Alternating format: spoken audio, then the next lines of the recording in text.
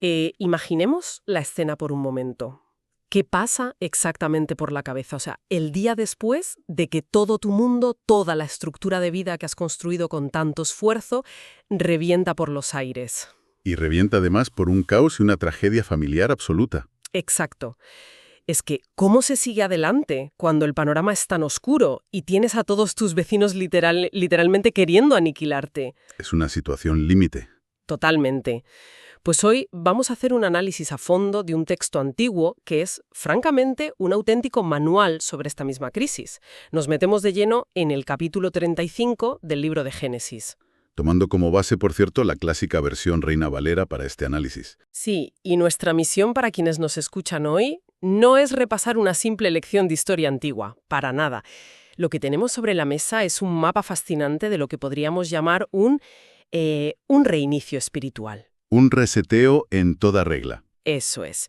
El objetivo de este estudio exhaustivo es extraer esas verdaderas pepitas de oro narrativas, comprender cómo una figura histórica tan compleja como Jacob navega por una limpieza extrema, la renovación de un pacto milenario y casi en simultáneo un duelo personal que destrozaría a cualquiera.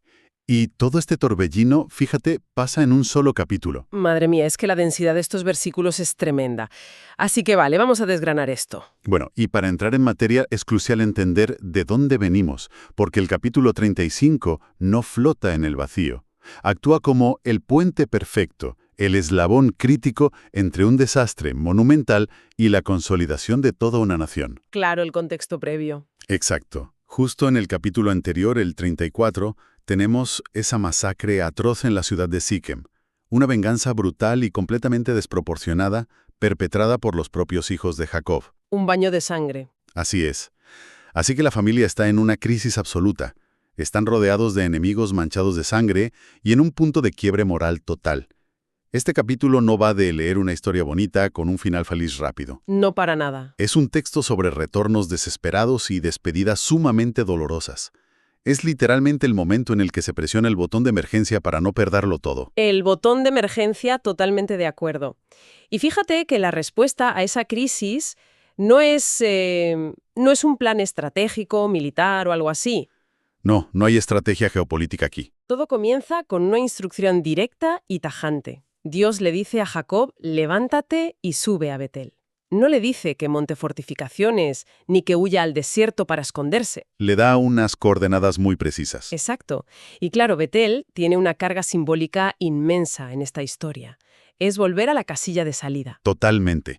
Es una invitación a volver al punto de partida, a ese primer amor espiritual después de haber tocado fondo. Un regreso a lo básico. Eso es.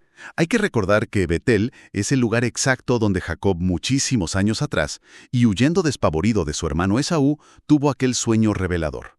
El famoso sueño de la escalera que conectaba la tierra con el cielo. Claro, su gran despertar espiritual. Exactamente. Fue su despertar.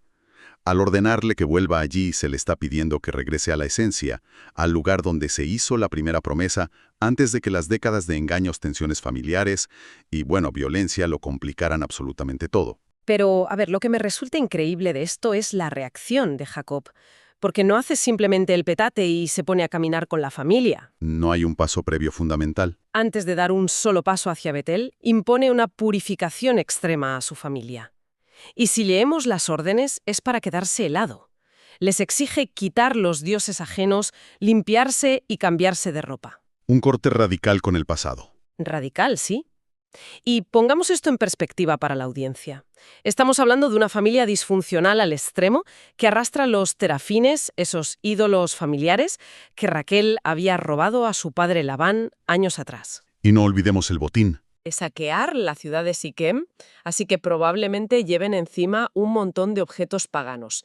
Imagínate la escena, venga todo el mundo a deshacerse de sus tesoros y a ducharse porque nos vamos. Es una escena muy gráfica, la verdad. Y lo fascinante aquí es que el texto establece un principio innegociable.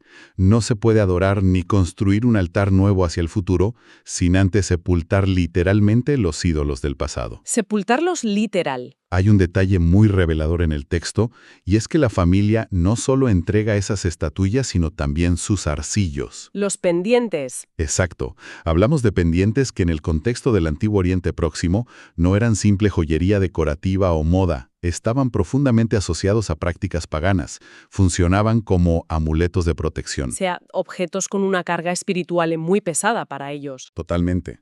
Y Jacob coge todo eso, tanto los ídolos como los pendientes, y los entierra bajo una encina en Siquem.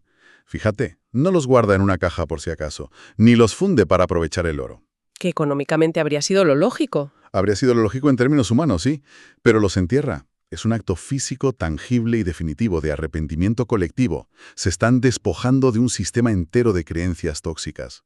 Es una forma de decir, dejamos la vieja piel aquí enterrada bajo este árbol y nos marchamos con ropa nueva. ¿Un renacer? Sí, y parece que esa limpieza radical, ese compromiso de no jugar a dos bandas, tiene un efecto en el mundo real casi inmediato, porque el texto menciona algo que llama el terror de Dios. Un concepto potentísimo. Muchísimo. E insisto en la situación geopolítica que mencionabas antes. Estos hombres acaban de pasar a cuchillo a toda una ciudad. Eran un blanco facilísimo y muy vulnerable en su viaje. Estaban en territorio enemigo. Exacto. La lógica militar dictaba que las ciudades vecinas cananeas se aliarían de inmediato para masacrarlos en represalia. Sin embargo, cae un terror sobrenatural sobre esas ciudades que las paraliza por completo, impidiendo cualquier persecución. Es una anomalía estratégica total. Esa protección divina demuestra que cuando hay un compromiso genuino de purificación y de enmendar el rumbo, la narrativa introduce un respaldo que rompe con la lógica de la época. Rompe todos los esquemas. Totalmente. No sobreviven por ser los más fuertes o por tener la mejor táctica de huida, sino porque el propósito de llegar a Betel y erigir ese altar está blindado. Es una intervención que les permite el paso seguro a través de territorio hostil. Y así logran llegar a Betel. Y es allí donde la historia da otro salto cualitativo enorme. Se describe que Dios se le aparece nuevamente a Jacob.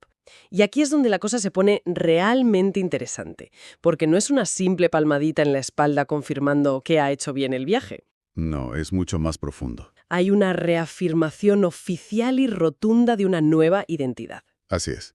Es la tercera gran teofanía, la tercera aparición divina directa en la trayectoria de Jacob. Y Dios se presenta formalmente bajo el título de El Shaddai, el Dios omnipotente. El Shaddai. Exacto. Es el mismo título de autoridad suprema que validó el pacto con su abuelo Abraham. Pero el clímax de este encuentro recae sobre la propia identidad del patriarca. Dios le confirma de manera definitiva que su nombre ya no será Jacob. Un nombre que se las trae. Sí, porque recordemos que Jacob cargaba con todo el peso semántico de el que suplanta, el engañador, el que siempre busca el atajo. A partir de ahora, oficialmente, es Israel. Claro, y es que cambiar el nombre de Jacob a Israel, que significa el que lucha con Dios, es un giro psicológico brutal para él. Es un cambio de paradigma. Es como si le estuvieran arrancando la etiqueta de estafador para ponerle la de un hombre que ha prevalecido a través de la dura lucha espiritual. Y a mí lo que me maravilla es que Dios siente la necesidad de reafirmar esto públicamente. Lo deja por escrito, por así decirlo. Exacto. Y junto con el nombre caen de nuevo todas las grandes promesas. Se le promete una descendencia masiva. El texto dice literalmente una nación y conjunto de naciones. Se le dice que de él saldrán reyes y se le confirma la titularidad de la tierra de Abraham e Isaac. Es un paquete completo de confirmación. Y este es un detalle crucial para quienes nos escuchan hoy porque rompe un poco los esquemas de cómo solemos entender nosotros el mérito. Fíjate en el momento exacto en que ocurre esto. A ver. Las promesas se reafirman justo después de uno de los episodios más oscuros, violentos y caóticos que ha protagonizado esta familia. Justo después de la masacre. Exacto. Esto nos enseña que el pacto divino no fluctúa ni se anula por las constantes caídas humanas. Jacob había sido pasivo ante la tragedia de su hija, sus hijos habían cometido un genocidio a pequeña escala y aún así la fidelidad al pacto se mantiene firme. Es impresionante. La promesa sobrevive al caos de quienes deben portarla. Esa resiliencia del pacto es increíble. Y Jacob reacciona a esto de una manera muy física, muy de dejar su huella en el mundo material, ¿verdad? Erige una columna de piedra como señal, derrama sobre ella una libación de vino y aceite y renombra oficialmente el lugar como Bet-El, la casa de Dios. Necesita marcar ese punto en el espacio. Hay una urgencia enorme por crear un monumento que ancle esa experiencia, que grite a las futuras generaciones: aquí, el engañador dejó de serlo. Sin embargo, y esto es un choque frontal para cualquiera que analice el texto, justo en este pico de gloria, de renovación y consolidación de su destino, la historia cae en picado hacia el sufrimiento más absoluto. Sí, si conectamos esto con el panorama general de los textos antiguos, y francamente con la complejidad de la experiencia humana, vemos un patrón estructural muy duro. Muy duro. Los momentos de mayor cumbre espiritual de las grandes revelaciones a menudo van seguidos casi sin transición por un dolor profundo. Te bajan a la tierra de golpe. Totalmente. El texto no endulza la realidad. La vida de fe o de propósito no es un escudo mágico contra el sufrimiento. El resto del capítulo 35 se convierte en una serie de transiciones generacionales que están marcadas a fuego por el duelo y la muerte. Es un latigazo emocional para el lector. Son 3 pérdidas devastadoras en un lapso de tiempo narrativo cortísimo. Y no se cuentan simplemente como datos de un registro civil. Están llenas de matices que encogen el corazón. Detalles muy humanos. La primera es la muerte de Débora. Ella era la nodriza de Rebeca, la madre de Jacob.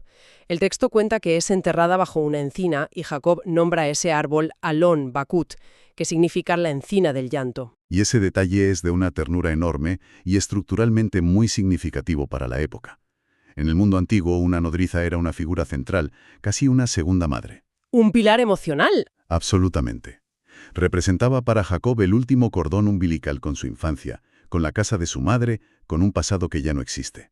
Que el texto bíblico, que suele ser tan económico con las palabras y va siempre directo al grano, se detenga a registrar el llanto colectivo por una sierva, nos habla del profundo honor que se le rinde. Un respeto enorme. Sí, simbólicamente enterrar a Débora es enterrar definitivamente a esa generación anterior. Pero es que el dolor escala rápidamente. La segunda pérdida golpea en el núcleo mismo del corazón de Jacob. Es la muerte de Raquel, su gran amor. Una tragedia inesperada en el camino. Viajando hacia Ezralpabno, que siglos después el mundo conocería como Belén, Raquel entra en un trabajo de parto que se complica trágicamente. Y la dualidad de los nombres que se le dan a ese niño en medio de la agonía es para mí uno de los momentos más tensos de toda la narrativa. Es una escena cruda y desgarradora. Raquel, en su último aliento, sabiendo que no va a sobrevivir al parto, llama a su hijo recién nacido, Benoni, que significa hijo de mi dolor o hijo de mi tristeza. Madre mía, qué nombre tan pesado para un niño. Es un nombre que nace puramente de la tragedia del momento, de la desesperación. Pero aquí vemos al nuevo Israel en acción. Jacob interviene de inmediato y le cambia el nombre al niño por Benjamín, que significa hijo de mi diestra o mano derecha. Ese acto de renombrar es de una fuerza enorme.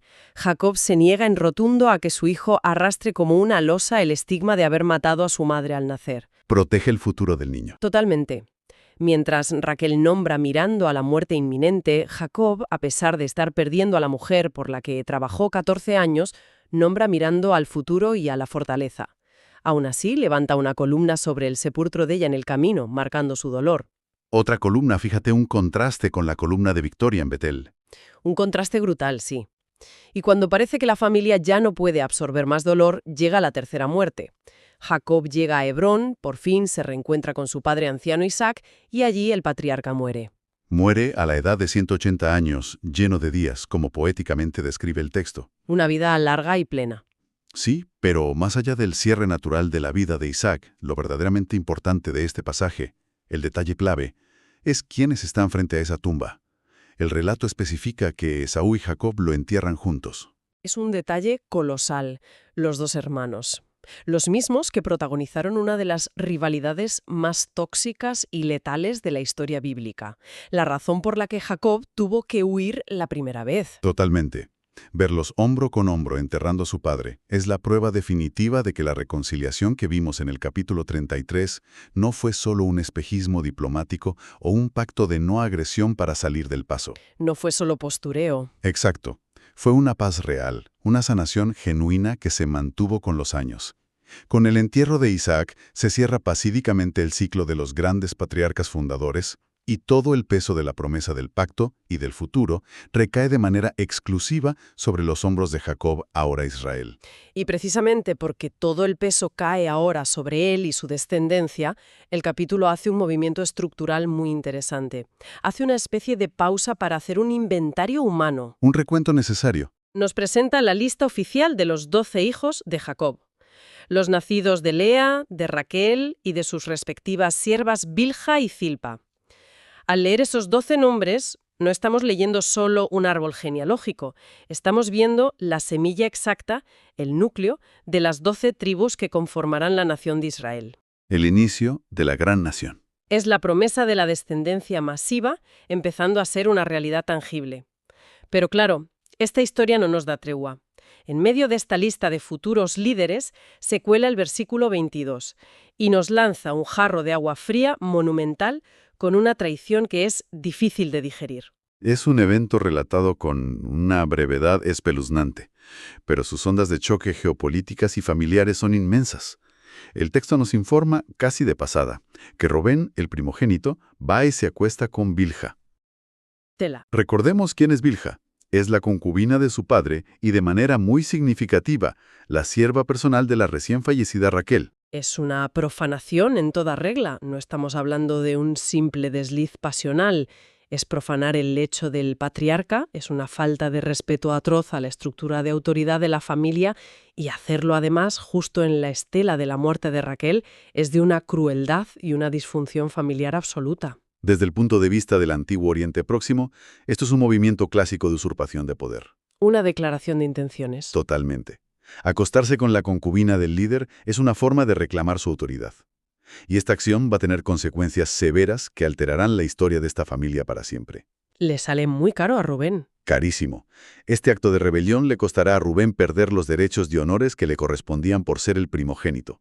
Es un estatus que perderá oficialmente más adelante en las bendiciones del capítulo 49, reconfigurando por completo el mapa de poder de las futuras 12 tribus. Es que el nivel de drama en esta familia no tiene techo, es increíble. Entonces, ¿qué significa todo esto? Si hacemos balance de lo que hemos explorado hoy en esta inmersión profunda, es evidente que el capítulo 35 de Génesis no es una simple crónica del pasado. Para nada. Es un manual muy crudo sobre la reconstrucción. Nos deja clarísimo que después de tocar fondo y del caos más absoluto, la restauración es posible. Pero exige un precio. Exige despojarnos de nuestros propios ídolos, sean los que sean, antes de dar un paso al frente. Un compromiso real. Exacto.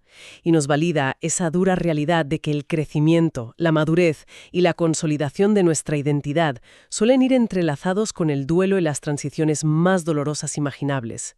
Hay propósitos, sí, pero no hay atajos para el dolor. Y, precisamente en medio de esa complejidad humana, este texto no deja de sorprendernos con sus silencios. Esto plantea una pregunta importante para reflexionar, algo que el capítulo deja magistralmente en el aire para quienes se adentran en sus líneas. A ver, cuéntanos. Cuando Rubén comete esa traición atroz usurpando el lecho de su padre con Bilha, el texto bíblico anota una frase brevísima. Dice, «Y lo supo Israel». Y después silencio absoluto. ¿Nada más? Nada. No hay ira, no hay castigo, no hay expulsión de la tribu en ese momento. Y la gran incógnita es, ¿qué significa este silencio? Qué buena pregunta. Estamos viendo la madurez contenida, la paciencia estratégica del nuevo hombre llamado Israel, que sabe que la justicia divina a largo plazo operará sobre Rubén sin necesidad de destrozar a la familia en ese instante.